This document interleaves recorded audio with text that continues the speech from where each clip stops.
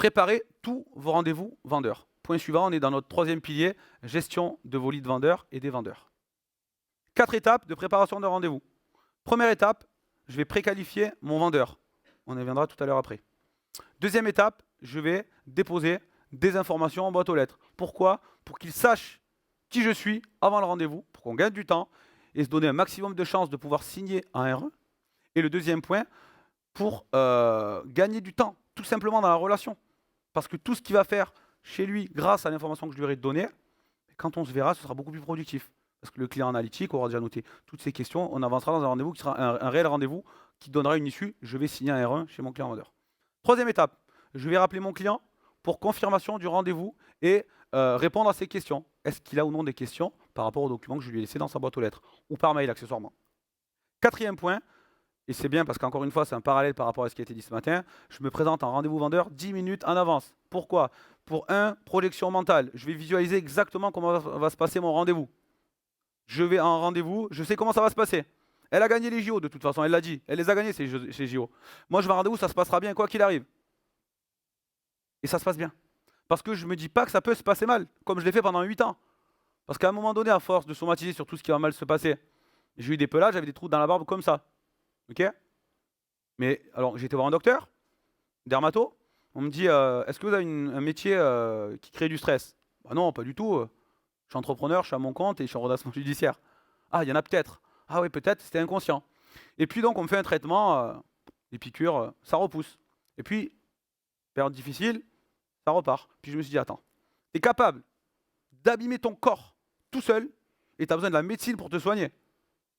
Comme un grand garçon, tu vas changer l'état d'esprit. Puis je me suis donné une règle hyper facile. Quand on somatise très souvent, c'est quand on est dans son lit en se couchant. Je me suis dit, Julien, et ça je le tiens et ça fonctionne toujours, hein, plus jamais dans ta vie, quand tu seras dans ton lit, tu penseras au travail. Je pense au travail toute la journée, systématiquement sans relâche. Quand je rentre dans mon lit, je me suis donné la seule règle, je préserve. C'est le seul endroit sacré, matin, soir, où je ne pense pas au travail. Et j'ai un système tout bête, quand j'ai des pensées, mes pensées, je les matérialise en nuages et je les switch. Et comme on ne peut pas ne pas penser, je vous ai dit, je suis passionné de foot et de pêche, du coup, je visualise des matchs de foot. Bêtement, tous les soirs dans mon lit. Parce que naturellement, je pense au travail. Mais je le chasse, ça dure une demi-seconde. Et donc, quand on passe, très souvent, on a des projections mentales négatives. Et en fait, on s'use à ça. Là, c'est l'inverse. J'arrive 10 minutes en avance, je projette mon truc. J'ai fait l'intervention, j'ai été aux toilettes 5 minutes, je me suis regardé dans la glace, ça va bien se passer, tu kiffes. Putain, tu fais ça pour ça. T'adores transmettre.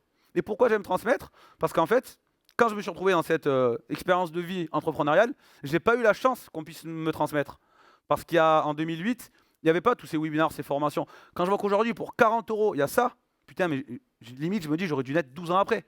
Parce qu'avant, il n'y avait rien, même pour cher. Il n'y avait pas. L'accès à la formation était hyper occulte. Et je ne parle pas des années 1950. Il n'y avait rien. Pour se former, si on n'était pas à la FNAIM, là ou là, il n'y avait rien.